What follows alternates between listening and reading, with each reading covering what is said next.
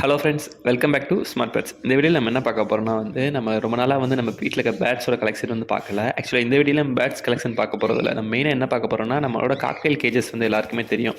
So நம்ம cocktail 3 பேர் வச்சுருந்தோம். 3 பேருக்கும் ஒரு நேமெல்லாம் கூட வச்சு அந்த மாதிரி வச்சுருந்தோம். இப்போ என்ன நமக்கு ஃபஸ்ட்டு இந்த இடம் செட் ஆகலை.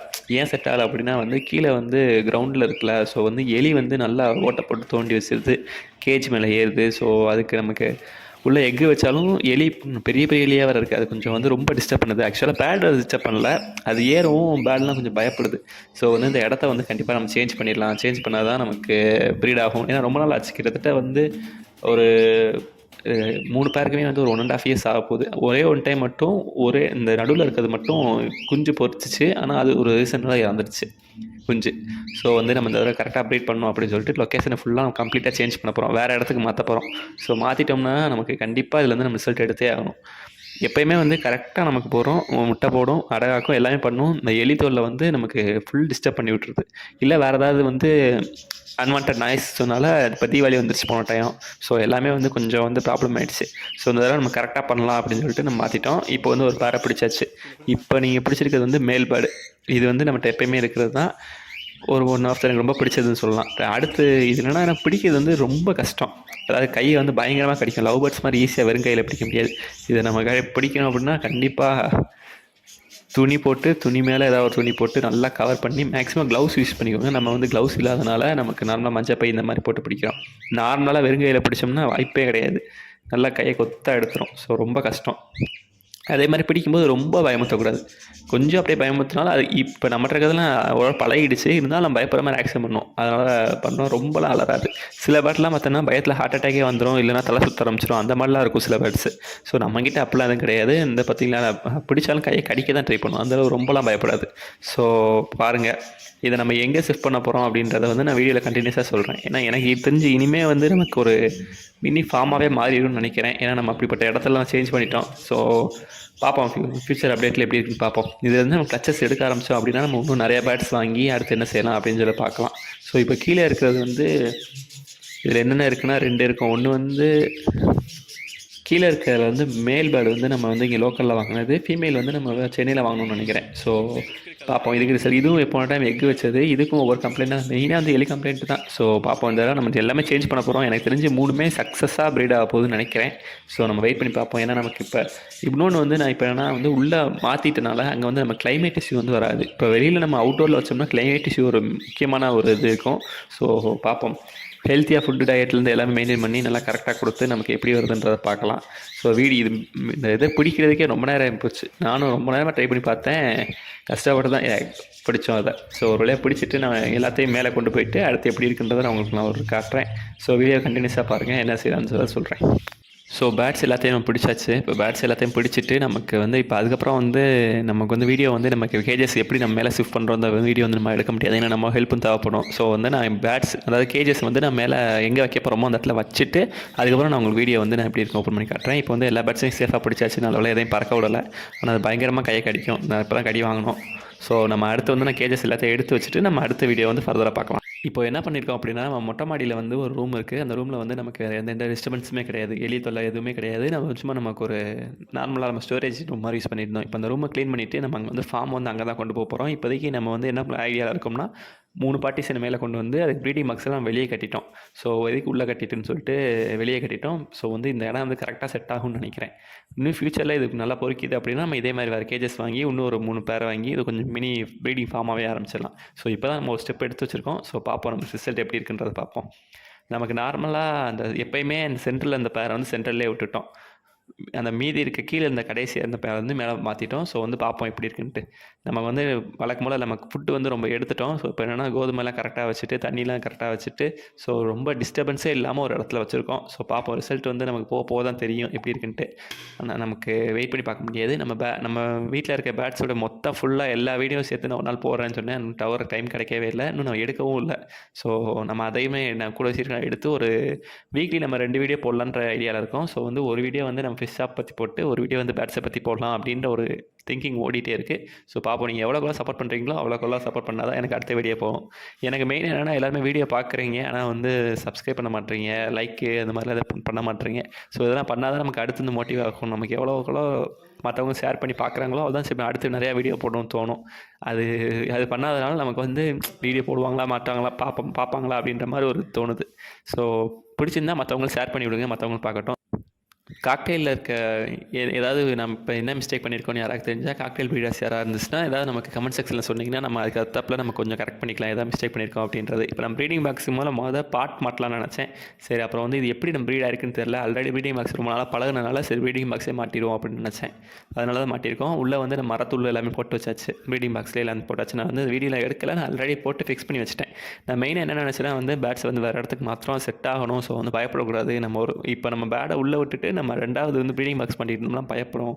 அதனால் ஃபஸ்ட்டே மாட்டிட்டோன்னு சொல்லிட்டு ஃபுட்டு சாப்பாடு எல்லாமே ஃபஸ்ட்டே வச்சுட்டு தான் அடுத்த பேட்ஸ் விட்டோம். இப்போ நீங்கள் பார்த்தீங்கன்னா தெரியும், அது ரொம்பலாம் பயப்படலை. நம்மக்கிட்ட ஓரளவுக்கு ஆல்ரெடி நம்மக்கிட்ட இருக்கிறது தான். அது இப்போ கொஞ்சம் இடமும் நல்லா லொக்கேஷன் பழகவும் கொஞ்சம் நல்லா பிரைட்டாக இருக்கனால ரொம்பலாம் பயப்படலை. இப்போ நல்லா சைட்லேருந்து தான் பார்த்துட்ருக்கேன். அது வந்து நம்ம இருக்கும்போதே சாப்பிட்லாம் வருது.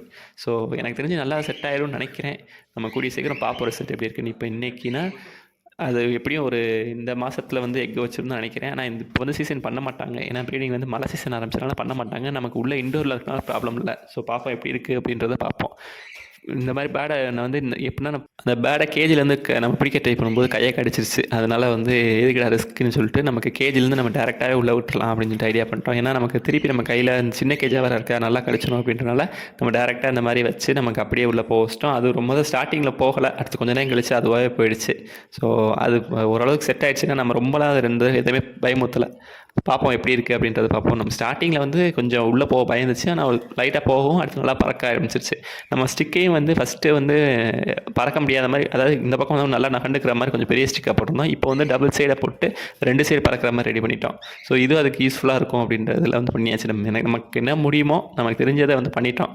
ஸோ இனி அதோட கையில் தான் இருக்குது. நம்மளோட கான்செப்ட் என்ன, அது கொஞ்சம் பொறுக்குதோ இல்லையோ பேட்ஸுக்கு வந்து ஹெல்த்தியாக ஃபுட்டை வச்சு மெயின்டைன் பண்ணுவோம். ஸோ பார்ப்போம் எப்படி இருக்குன்றது. நான் வந்து இந்த விமரால் இந்த மாதிரி மற்ற டானிக்கில் எதுவுமே யூஸ் பண்ணல. அது யூஸ் பண்ணாதான் குஞ்சு பொரிக்குமா இல்லை எப்படின்றத வந்து யாருக்காவது தெரிஞ்சிச்சுன்னா கமெண்ட் செக்ஷனில் சொல்லுங்கள். நம்ம வந்து மண்டே டு ஃப்ரைடே வந்து வீடியோ போடுறோம். சாட்டர்டே சண்டே வந்து ஷார்ட்ஸ் போடலாம் அப்படின்னு ஒரு ஐடியாவில் இருக்கும். ஸோ வந்து அது எப்படி போகுது அப்படின்றத நம்ம வீடியோவில் கொஞ்சம் கொஞ்சமாக பார்ப்போம். ஏன்னா நம்ம இப்போ தான் ஆரம்பிச்சிருக்கோம், நம்ம டெய்லி போடுறதுக்கு ஆரம்பிச்சிருக்கோம். ஸோ நம்ம ஷெடியூல் எப்படி இருக்குன்றதை நம்ம கொஞ்சம் கொஞ்சமாக பார்ப்போம். ஸோ பார்ப்போம் எப்படிங்க. அப்போ நமக்கு பேசிக்காகவே வந்து நமக்கு லவ் பேர்ட்ஸில் தான் ஃபேன்ஸ் அதிகம், ஃபிஞ்சஸ் கொஞ்சம் கம்மியாக தான் இருப்பாங்க ஃபேன்ஸு. ஸோ இதனால் நம்ம அதையும் சேர்த்து கவர் பண்ணணும்ல, டெய்லி வீடியோ போட்டால் சும்மாவா, அதையும் சேர்த்துல எடுக்கணும். இப்போ நீங்கள் பார்க்குறது வந்து நம்ம மெயின் கேஜ். இதை பற்றி நம்ம சப்ஸ்கிரைபர் எல்லாருக்குமே தெரிஞ்சிருக்க வாய்ப்பு இருக்குது. ஏன்னா இதை வச்சு தான் வந்து ரொம்ப நாளாக ஓட்டிகிட்ருக்கேன். ஸோ அடுத்து நம்ம பார்த்திங்கன்னா இது வந்து ஃபிஞ்சஸ் கேஜ். இது வந்து நம்ம பழைய சப்ஸ்கிரைபர் எல்லாருக்கும் தெரியும், புது சப்ஸ்கிரைபருக்கு தெரிய வாய்ப்பு இல்லை. ஸோ இதை பற்றி சரி எக்ஸ்பிளைன் பண்ணிடலாம் அப்படின்னு சொல்லிட்டு தான் அந்த வீடியோட பிளான். ஸோ இதில் என்ன பார்த்திங்கன்னா வந்து நம்ம டோட்டலாக 4 பார்ட்டிஷன் போட்டிருக்கோம். மொத்தம் 6 பார்ட்டிஷனு. நம்ம 2 பார்ட்டிஷனை வந்து செப்பரேட் பண்ணி ஒரே இதாக போட்டுவிட்டோம். ஸோ மீதி 4 பார்ட்டிஷன் வந்து நம்ம ப்ரீடிங் பேர்ஸ் விட்டுருக்கோம். ஸோ நம்ம அதில் வந்து நம்ம சிக்ஸ் எடுத்து அது கீழே இருந்து மொத்தமாக விட்டுருவோம் ஃபுல்லாக இதில் என்ன இருக்குன்ட்டு. ஸோ அதான் நம்மளோட பிளான். இப்போ வந்து நம்ம கீழே என்னென்ன சிக்ஸ் இருக்குது, என்னென்ன இருக்குது, இது போன டைம் வந்ததா இல்லை எப்போ வந்தது அப்படின்றத நான் வந்து கண்டினியூஸாக காட்டுறேன். இப்போ நான் கேஜ் ஓப்பன் பண்ணி காட்டுறேன், உள்ளே என்னென்ன சிக்ஸ் இருக்குது அப்படின்றத பார்ப்போம். இதில் இருக்க சிக்ஸ் எல்லாமே வந்து நம்ம மேலே அந்த 4 பார்ட்டிஷனை வந்ததா அப்படின்னு சொல்ல முடியாது. இதில் இருக்க நம்ம நார்மல் ஒயிட் ஃபின்ச்சஸ் இருக்குல்ல, அது எல்லாமே வந்து மேலேருந்து வந்தது தான், நம்ம இது வெளியே வாங்கினது கிடையாது. ஆனால் அந்த மிக்சிங்காக இருக்கிறது எல்லாமே வந்து நம்ம வெளியிலேருந்து அரேஞ்ச் பண்ணது. ஸோ வந்து நான் ஜீப்ரா ஃபின்ச்சஸ் எல்லாமே வந்து நம்ம வெளியிலேருந்து அரேஞ்ச் பண்ணது. ஒயிட் கலர் எல்லாமே நம்மக்கிட்ட வந்தது. ஸோ மேக்ஸிமம் ஏன்னா நம்ம ஒயிட் தான் வச்சுருக்கோம். அதாவது நம்ம நீங்கள் ரொம்ப பழைய வீடியோலாம் பார்த்தீங்கன்னா தெரியும், சில கலர்ஸ் நம்ம வச்சுருந்துருப்போம், அது எல்லாமே இதுலேயும் சேர்ந்துருக்கும். ஸோ இது வந்து நீங்கள் பழைய வீடியோஸ்லாம் பார்த்தா தான் உங்களுக்கு கரெக்டாக புரியும்னு நினைக்கிறேன். ஸோ இதான் நம்மளோட ஃபின்ச்சஸ் கலெக்ஷனு. ஸோ இப்போ வந்து மேலே வந்து ஒரு 2 கல்ச்சர்ஸில் மட்டும், அதாவது லாஸ்ட் டைம் நம்ம அந்த எடுத்ததில் வந்து ஒரு 2 இதில் மட்டும் 2 வந்து ஃபின்ச்சஸ் இறங்கி இருந்துச்சு. ஸோ நான் வந்து ஒன்றும் ரிமூவ் பண்ணவே இல்லை, ஏன்னா அதிலே இருக்குது. ஏன்னா நான் கொஞ்ச நாள் விட்டுட்டேன். அது நான் சண்டை போடுவோம்ல, சண்டை போடும்போது பிரிக்கலாம்னு சொல்லி விட்டுருந்தேன். பட் என்ன ஆச்சுன்னா சண்டை போடவே இல்லை, கடைசி வரைக்கும் சேர்ந்துருச்சு. எனக்கு இப்போ எது வந்து மேலே, அதாவது எது பெருசு எது வந்து சிறுசுனே தெரியாத அளவுக்கு ஒன்றா ஆகிடுச்சு. ஸோ ஒன்றும் எடுக்காமையாக இருக்கேன், கொஞ்சம் கரெக்டாக செக் பண்ணி எடுக்கணும். இப்போ நீங்கள் பார்க்குறது வந்து ஃபஸ்ட்டு பார்ட்டில் வந்து எந்த இதுவும் கிடையாது. ஸோ ஃப்ரீயாக தான் இருக்குது, நார்மலாக தான் இருக்குது. ஸோ இதை நான் கலட்டலாம். பட் கலட்டினா மொத்தமாக கழட்டிடுவோம், இல்லை பார்ப்போம் என்ன செய்யணும்னு யோசிப்போம். செகண்ட் நம்ம பார்க்குற பாட்டில் தான் வந்து நான் எதிர்பார்க்கல. நான் மொத்தமாக எதுலையுமே இருக்காதுன்னு நினச்சேன். பட் இதில் வந்து நம்ம ஒரு 4 எக் 5 எக் இருந்துச்சு. ஒரு எக் வந்து அன்ஃபர்டைலாக இருந்துச்சு. அது போக 4 எக் இருக்குது. நல்லா கண்டிஷன்லாம் தெரிஞ்சுச்சு. கண்டிப்பாக அது பொரிக்கும்னு நினைக்கிறேன். ஸோ பார்ப்போம், இதை வெயிட் பண்ணி பார்ப்போம். பொரிச்சிச்சுன்னா நம்ம ரிமூவ் பண்ணி டிஸ்டர்ப் பண்ணிட்டு இருக்கக்கூடாது. அதனால தான் நான் க்ளீன் பண்ணல, இல்லைனா க்ளீன் பண்ணியிருப்பேன். ஸோ இப்போ நீங்கள் பார்க்குறது வந்து தேர்டு. இதில் வந்து மொத்தமாக வந்து 3 இருக்குன்னு நினைக்கிறேன். 3 பேர்டு இருக்குன்னு நினைக்கிறேன். ஃபைட் சண்டை போடவே இல்லை, அப்படியே செட் ஆகிக்கிச்சு. ஸோ இதை நம்ம பிரிக்கவே இல்லை, விட்டு பார்த்துட்டோம். இதில் வந்து நம்ம பாட்டில் போய் பார்ப்போம். அப்படி பார்த்தா பாட்டில் வந்து இப்போ நெஸ்டிங் கட்டிகிட்ருக்கு. ஆனால் உள்ளே எதுவும் இல்லை. நம்ம பார்த்தீங்கன்னா கொத்தமல்லாம் போட்டு வச்சுக்கோங்களா, அதெல்லாம் எடுத்துகிட்டு போய் உள்ளே கட்டி வச்சுருக்கு. இதுவும் எக்கு எதுவும் வைக்கல. அடுத்து நம்ம பார்க்க போகிறது வந்து 4th. இதுலேயும் வழக்கம் போல் வந்து இதில் எக்கு இருக்கும்னு நினைக்கிறேன். அப்படி தான் ஞாபகம் இருக்குது. இங்கே கொஞ்சம் வெயிட் பண்ணி பார்ப்போம் எத்தனை இருக்குது அப்படின்றத பார்ப்போம். இதில் வந்து ஆக்சுவலாக ஆமாம் எக்கு இருக்குது. இந்த இதில் தான் எக்கு இருக்குது.